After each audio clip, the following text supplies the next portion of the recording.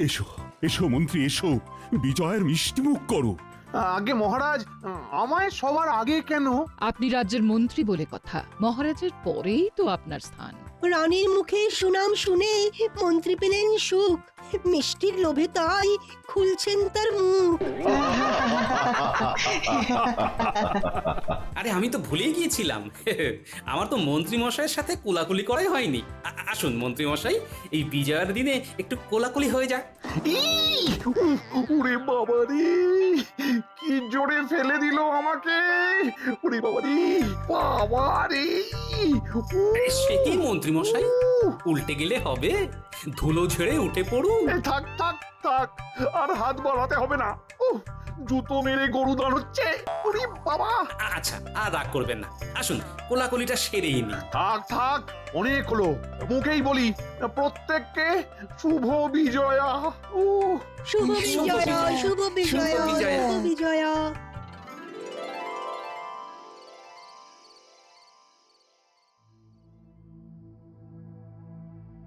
কি গো গিন্নি, তোর মুখটা এমন ভার ভার কেন? হ্যাঁ, ভালো লাগছে না। হ্যাঁ, ও বুঝেছি, পুজোতে মেয়েটা এবারে এখানে আসতে পারেনি বলে, তাই না? 3 মাস হয়ে গেল মেয়েটাকে দেখিনি। হ্যাঁ আর চিন্তা করো না, তোমায় তো চিঠিতে লিখেছে বিজয়ের পরেও আসছে। হ্যাঁ, কিন্তু কবে যে আসবে? তবে মেয়ে একা এলেই ভালো, জামাইটা এলেই যত ঝক্কি। অমন করে বলো না, হিরে টুকরো জামাই আমার। সে কিসের টুকরো তা তো কেবল আমিই জানি গিন্নি। যাকে খেতে দাও, খেতে দাও। হ্যাঁ হ্যাঁ দি, এই অনেক রাত হলো, দি দি।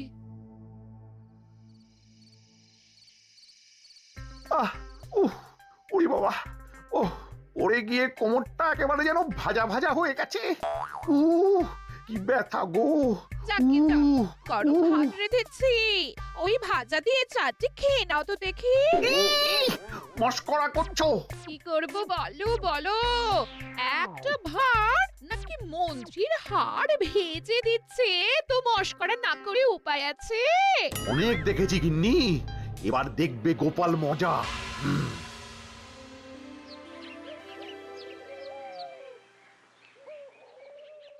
আমাদের ভোজন পর্ব তাহলে কবে শুরু হচ্ছে? আরে আরে হবে হবে, খাওয়া দাওয়া আনন্দ সবই হবে, তবে তার আগে যে আসন্ন লক্ষ্মী পুজো আছে সে কথা সকলে ভুলে গেলে নাকি? না না, সে কি করে ভুলবো মহারাজ, রাজবাড়ির গোবিন্দভোগ চাল, সোনামুগ ডালের গরম ধোঁয়া ওঠা খিচুড়ি, সাথে ওই 5 মেশালি সবজির লাবড়া। এতেই জিভে জল, সাথে পাঁপড় আর তেঁতুলের অম্বল। দেখো, বাড়িতে তো যেমন প্রতি বছর লক্ষ্মী পুজো হয়, এবারেও ঠিক তেমন ভাবেই হবে, কিন্তু এবারে আমি অন্য কিছু চাই। কি চান মহারাজ? আমি চাই তোমরা প্রত্যেকে এবার ঘরে ঘরে লক্ষ্মী পুজো করো। ওরে বাবা, দুর্গা পূজায় কাপড় জামা কিনে ট্যাগ একেবারে ফাঁকা। তাতে কি হয়েছে? জমানো পয়সায় জমিয়ে পুজো করবে। তুমি যা কিট্টে, তাতে তোমার জমানো অনেক আছে।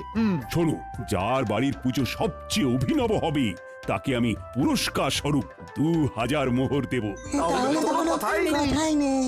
আমিও তাহলে এবার পুজো করব।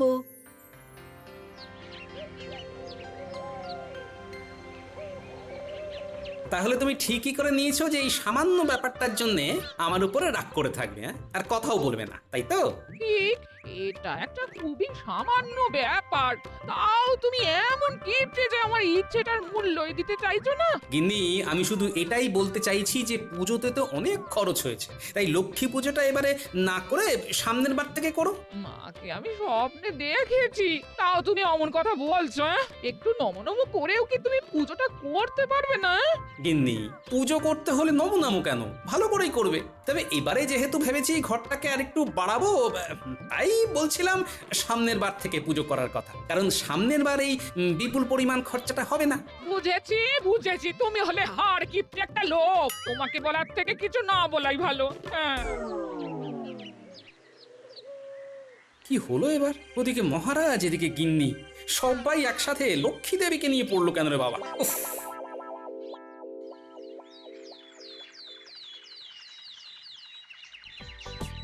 ভজ গৌরাঙ্গ কহ গৌরাঙ্গ, লহ গৌরাঙ্গের নাম রে। আরে ও গোপাল, গোপাল, এত সকালে কোথায় যাচ্ছ? আরে তোমরা তা আবার সকলে দল বেঁধে, কি ব্যাপার? হ্যাঁ, আমরা সবাই একসাথে লক্ষ্মী প্রতিমা বানানোর ফরমাস করতে যাচ্ছি। তো বিশাল ব্যাপার, তোমরা সকলে মায়ের পুজো করছো, মহারাজ খুব খুশি হবেন। সব থেকে ভালো লাগলো বিজ্ঞানী তুমিও পুজো করছো দেখে। ভাবলাম মাকে পুজো করলে যদি মঙ্গল হয় তাহলে সামান্য ফল প্রসাদ দিয়ে পুজোটা করেই ফেলি। তা ভাইয়া তুমি কি পুজো করছো না? না ভাইয়া, আসলে বাড়িটা বাড়াবো তো, তাই আর পুজোর খরচাটাতে গেলাম না, বুঝলে। গোপাল বলি কি পুজোটা করেই ফেলো। একবার যদি তুমি পুজো করে 2000 মোহর পুরস্কার পেয়ে যাও তাহলে তো অনায়াসেই বাড়ির কাজ করিয়ে নিতে পারবে। হ্যাঁ হ্যাঁ, আর পুজো করাতে অত ব্যয় হবে না। আর দেখছো না, আমরাও সবাই পুজো করার সিদ্ধান্ত নিয়েছি। আমি যে পুজো করছি সেটাই আমার পুজোর অভিনবত্ব। হ্যাঁ। চলো তবে বন্ধু গোপাল, প্রতিমার ব্যাপারটা সেরে আসি সকাল সকাল। না, পুজোটা তাহলে করেই ফেলি। ওদিকে গিন্নিও বলছিল, আর এদিকে এরাও সবাই করছে, আর মোহর জিতলে তো কথাই নেই।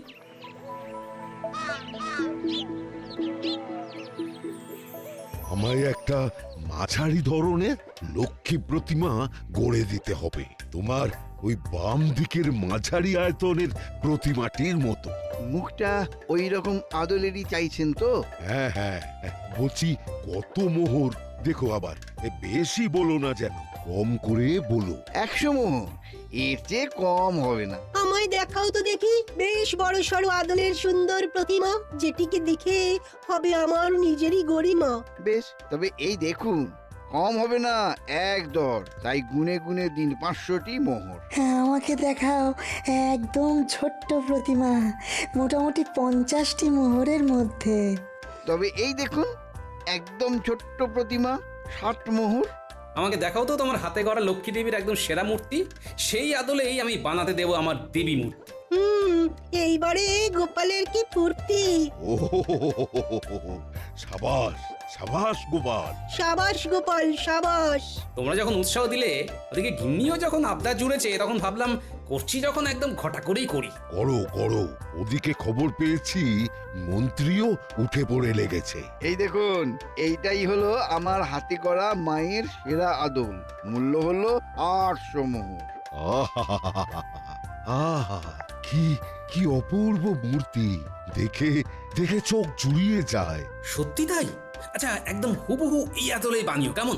আমি বরং তোমায় 700 মোহর অগ্রিম দিয়ে যাচ্ছি, আর 100 মোহর প্রতিমা বাড়িতে পৌঁছানোর পর দেবো। আচ্ছা দাদা।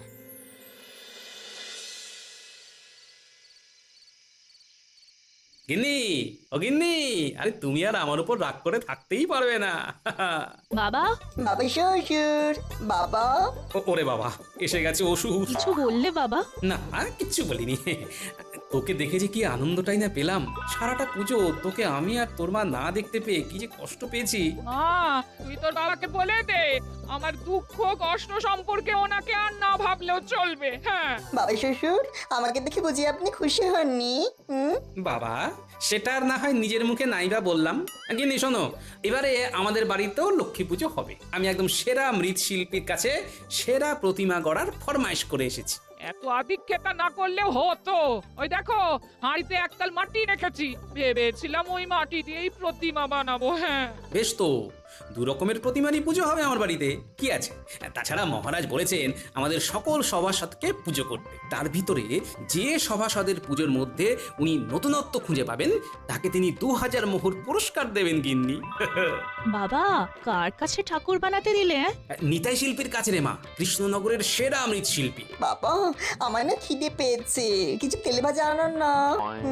বাবা, তুমিও তো এবাড়ির জামাই, তাই বুড়ো শ্বশুরটাকে না খাটিয়ে তুমি নিজে গিয়েও তো তেলে ভাজা এনে আমাদের সকলকে খাওয়াতে পারো। নিজেকে এত দূর বয়ে আনলাম হলো না, আবার এখন তেলে ভাজা বয়ে আনতে হবে? ধুর, ভালো লাগে না। শুভ বিজয়া বাবা, এসো প্রণাম করি। আয় আয়, বুকে আয় মা, বুকে আয়। এই তেলে ভাজা আনতে গিয়ে কত দেরি হয়ে গেল, রাত হয়ে গেল। বাবা, হাট কি কম দূর? গিন্নি, ও গিন্নি, দরজা খোলো, আর দাঁড়াতে পারি না, আরে মাথা ঘুরছে গো, খোলো খোলো, দরজা খোলো গিন্নি। এই ওই ওই লোকটা তো পড়ে যাচ্ছে দেখছি, মা যাই শিগগিরই ধরি। গিন্নি তাড়াতাড়ি এসো, মাথা ঘুরে পড়ে যাচ্ছে গিন্নি। না না, আপনি পড়েননি, আমি ধরে নিয়েছি, ভয় নেই। এই কে বাবা তুমি? কে? আরে আরে চেনা চেনা লাগছে তোমায়। তুমি কি আরে মন্ত্রী মশাই, আসলে অন্ধকারে বুঝিনি, চেনা তো লাগবেই। আমি হলাম গোপালের জামাই। আসলে হাটের দিকে তেলে ভাজা কিনতে গিয়েছিলাম তো, এদিককার দোকানে পাইনি। ও ও তাই বলি, তুমি ওই হতচ্ছাড়াটার জামাই। আমি গিয়েছিলাম বৈদ্যর বাড়িতে। তোমার শ্বশুর মশাই আমায় এমন ধাক্কা দিয়েছে যে সারা গায়ে পড়ে যাওয়ার ফলে অসহ্য ব্যথাও হয়েছে গো, অসহ্য ব্যথা। কি আর বলি, বাবা শ্বশুরটা ওরকমই। দেখুন না, আমি জামাই, এদিকে আমাকেই কিনা দোকানে পাঠিয়েছে। কি অবস্থা বলুন তো? ও তা কতদিন আছো এখানে? শুনলাম বাবা শ্বশুর লক্ষ্মী পুজো করবেন, তাই ভাবছি কম করে মাসখানেক। কি কি বললে? গোপাল পুজো করবি? তাই তো শুনলাম, ঠাকুরও করতে দিয়ে এসেছেন। এই দাঁড়াও দাঁড়াও দাঁড়াও, ব্যাপারটা জানতে হবে আমায়। তবে তবে এখন হবে না, রাত হয়ে গিয়েছে। কালকে একবার সময় করে সকালের দিকে আমার বাড়ি এসো, বুঝলে? তোমার শ্বশুরকে জব্দ করব। হ্যাঁ, ওনাকে জব্দ করতে আমি এক পায়ে রাজি। চলে আসবো। তা আপনি এখন ঠিক আছেন তো? হ্যাঁ হ্যাঁ, এখন ঠিক আছি। ও তখন তখন একটু মাথাটা ঘুরে গেছিল। এখন যাও। হ্যাঁ, কালকে দেখা হচ্ছে তাহলে। হ্যাঁ, কালকে। তাহলে বাবা, তুমি বলছো নিতাই পটোর হাতে গড়া প্রতিমাই সেরা? হ্যাঁ মা, আমার যে কি আনন্দ হচ্ছে। আমার ঘরে লক্ষ্মী পুজোর সময় জীবন্ত এবং মাটির 2 প্রতিমাই থাকবে, আর তার সাথে তোর মা মানে আমার সংসারের অন্নপূর্ণা উপস্থিত থাকবে। আর বাবা, আপনি আপনার বাবার জীবনের কথা বেমালুম ভুলে গেলেন। ও, তুমি এসে গেছো? তা এত দেরি হলো কেন বাবা? হাটে গিয়েছিলাম, এখানকার দোকানে তেল ভাজা পাইনি যে। আহা বাছা, এই খুব কষ্ট হলো বলো। আরে তাই একটু হলো বই কি শাশুড়িমা, তবে ভালো মন্দ পেটে পড়লে সব ক্লান্তি জুড়িয়ে যাবে। এই যে এই বলি, কালকে ভালো পরিমাণে পাঁঠার মাংস, কাতলা আর ইলিশ মাছ এনে রেখো। বাবা জীবনকে রেঁধে খাওয়াবো। হ্যাঁ, চিন্তা নেই, সব এনে দেবো।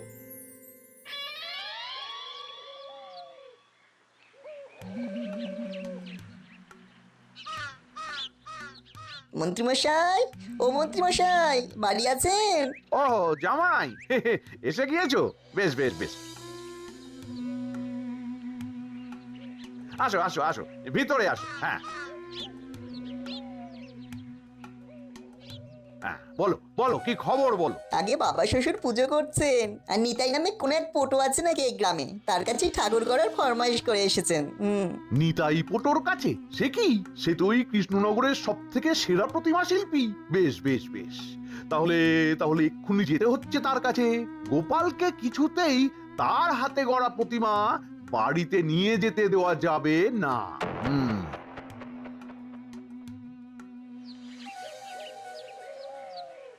নিতাই, ও নিতাই, দোকানে আছো নাকি? নিতাই। আগে কে? ও মন্ত্রী মশাই, আপনি এখন এখানে যে, কি ব্যাপার? ভনিতা না করে সোজা কথায় আসি। গোপাল কোন লক্ষ্মী প্রতিমা নির্বাচন করেছে, আর সেটির দক্ষিণা কত? আগে গোপাল দাদা এই প্রতিমার আদলে মূর্তি করার আদেশ দিয়ে গেছেন। এইটির দক্ষিণা হলো 800 মোহর। উনি 700 মোহর অগ্রিম দিয়ে গেছেন। বেশ বেশ বেশ, আমি তাহলে আরো 50 মোহর অতিরিক্ত দিচ্ছি, ঠিক আছে? নতুন প্রতিমা গড়া হলে সেইটা যেন গোপালের বাড়ির বদলে আমার বাড়ি পৌঁছায়, কেমন? না না না, এই অন্যায় আমি করতে পারবো না। না, অত কথা আমি শুনতে চাই না নিতাই। তুমি যদি নিজের 12টা না বাজাতে চাও, তাহলে আমার কথা মতো কাজ করো। মনে রেখো, বাঙালির পুজো কিন্তু সারা বছর লেগেই থাকে। বুঝে গেছি বুঝে গেছি। প্রতিমা সম্পূর্ণরূপে তৈরি হলে আপনার বাড়িতেই পৌঁছে যাবে মন্ত্রী মশাই। এই নাও মোহরের থলি। আজ তাহলে আসি। আমিও তাহলে আসি মন্ত্রী মশাই, সন্ধ্যায় দেখা হবে। এখন একটু শ্বশুর বাড়িতে গিয়ে কচি পাঠার ঝোল খাই। দাদু, তোমার সাথে শহরে গিয়ে বেশ ভালোই লাগলো। শহরে গেলে কত বড় বড় বাড়ি গাড়ি দেখতে পাওয়া যায়। হ্যাঁ, ওই জন্যই তো তোদের নিয়ে গেলাম। এই গুলটে, এখনো তো হাতে একটু সময় আছে, ওই গাছের পিছনে সরে ফাঁকা জায়গায় একটু খেলে তারপরে বাড়ি ফিরবি? বেশ তো, চলো তাহলে। ও দাদু, তুমি বরং বাড়ি যাও, আমরা সময় মতো চলে যাব। শোনো, ভয় পেও না, তোমার শ্বশুর গুলটে, ও দাদু, ওই দেখো গাছের তলায় কারা কথা বলছে। আরে আমার জামাই তো ওটা। ও বাবা, এই যে দেখছি মন্ত্রীর সাথে ঘাড় নাড়িয়ে নাড়িয়ে কথা বলছে। ব্যাপারটা সুবিধের নয়, কারণ জামাইটা আমার ভালো নয়, তার উপরে আবার মন্ত্রীর সাথে কথা বলছে দেখছি। তোরা শিগগির গিয়ে আড়ি পেতে শোন কি বলছে ওরা। আমি বাড়ি যাচ্ছি, এখানে আমার না দাঁড়ানোই ভালো, বুঝলি? তাছাড়া গোপালের জন্য পোটোর হাতে গড়া প্রতিমাটা তো আর আমি এখানে রাখবো না, বাইরে বিক্রি করে দেব। তারপরে যা মোহর পাবো তার থেকে তোমাকেও ভাগ দেব। কিন্তু পটু যদি বলে দেয় বাবা শ্বশুরকে যে আমি আপনার সাথে গিয়ে তাকে হুমকি দিয়ে এসেছি? জামাই, এত সাহস পোটোর নেই। আমি বটা ঘটাকে দিয়ে পোটোর ঝাঁপ ফেলিয়ে দেব। লক্ষ্মী পুজো না কাটা পর্যন্ত কেউ ওর টিকিটাও খুঁজে পাবে না। তুমি কিচ্ছু চিন্তা করো না জামাই, নিশ্চিন্তে থাকো, কেমন? বাবা শ্বশুরের পছন্দ করার প্রতিমা তাহলে পুজোর আগেই গায়েব হয়ে যাচ্ছে। একদম। কি বদমাইশ জামাই রে বাবা। দাদু, দিদা, এই তো, আয় আয় আয়, কি শুনলি বল। দাদু, তুমি যে পটর কাজে লক্ষ্মী প্রতিমা করতে দিয়েছিলে, সেই পটকে হাত করে মন্ত্রী মশাই ওই প্রতিমা নিজে কিনে নিয়েছে। আরে এই কাজে মন্ত্রী মশাইকে সঙ্গ দিয়েছে তোমাদের জামাই। পটকে যাতে তুমি কে না পাকড়াও করতে পারো, তাই এই কদিন তাকে কোথাও একটা লুকিয়ে রাখবে মন্ত্রী মশাই। প্রতিমা করার কাজ সম্পন্ন হলে সেই প্রতিমাটাকে ওরা কোথায় যেন বিক্রি করে দেবে। তারপর যা মোহর পাবে তার নিজেদের ভিতরে ভাগ করে দেবে। ছি ছি ছি ছি ছি ছি ছি ছি, এই মন্ত্রী মশাই ঠাকুর দেবতা নিয়েও এমন ছেলে মানুষই করতে পারে? একা মন্ত্রী মশাইকে দোষারোপ করো না, নিজের গুণধর জামাইয়ের কুকীর্তিটাও তো শুনলে। ঘর শত্রু বিভীষণ দেখছি। হ্যাঁ, যাক, তা তোমার চোখ খুলেছে দেখছি। আমার 700খানা মোহর পুরো জলে গেল। ভাগ্যিস গিন্নি তুমি বাড়িতেও একটা প্রতিমা বানিয়েছো। সেইটা দিয়েই না হয় পুজো হয়ে যাবে, কিন্তু নতুনত্ব কিছু এখন কি করে করবে? আসল প্রতিমাটাই তো গায়েব হয়ে যাবে। হ্যাঁ, দেখছি কি করি। তবে জামাই ফিরুক আজ, ওর একদিন কি আমার একদিন। হ্যাঁ, আমায় কি আজ তবে সত্যি সত্যি কিছু খেতে দেবেন না বউ? বললাম তো না। তোমার লজ্জা করলো না মন্ত্রী মশাইয়ের সাথে হাত মিলিয়ে প্রতিমা সরানোর কাজে সামিল হতে? কি করব বলো, অনেকগুলো মোহর দেবে বললো। এই তাই বলে লক্ষ্মী প্রতিমা সরানোর কাজে সামিল হলে? কে না বড়লোক হতে চায় বলুন? আপনারা যখন আপনার মেয়ের সাথে আমার বিয়ে দিয়েছিলেন তখন তো বলেছিলেন যে আপনাদের ঘরের লক্ষ্মীকে নিয়ে যাচ্ছি, আমার প্রচুর ধন সম্পত্তি হবে। কিন্তু কোথায় কি হলো? যে তিমিরে ছিলাম সেই তিমিরেই তো আছি এখনো। না হলো ধন সম্পত্তি, না হলো দেদার বস্ত্র। বেশ, এই কথা তুমি যখন বলতে পারলে তখন আমার মেয়ে আর তোমার সাথে ও বাড়ি যাবে না। কি না না, আমি আর এমন করব না, আমাকে ক্ষমা করে দিন। আপনারা আমায় যা বলবেন আমি তাই করব। বেশ, তবে আজ থেকে একদম লক্ষ্মী পুজোর পরের দিন পর্যন্ত ঘরের যাবতীয় কাজ, এমনকি পুজোর জোগাড় যন্ত্র করা সব তুমি করবে। আমরা এই কদিন বিশ্রাম নেব। হ্যাঁ, পায়ের ওপর পা তুলে। হ্যাঁ, সম্পত্তি, বস্ত্র, এগুলোই হবে আমার পুজোর নতুনত্ব।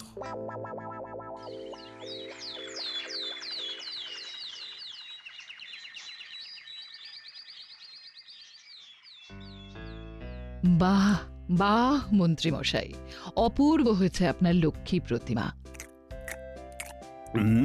খিচুড়িটাও অসাধারণ। মহারাজ, তাহলে এখনো পর্যন্ত সবার থেকে আমি এগিয়ে তো মহারাজ? এগোনো পেছনোর ব্যাপারটা মাথা থেকে ঝেড়ে ফেলুন মন্ত্রী মশাই। এটাই ভাবুন যে আপনারা কি সুন্দর আমাদের এক কথাতে কেমন পুজো করলেন। চলুন তাহলে সবাই এবারে গোপালের বাড়ি যাই।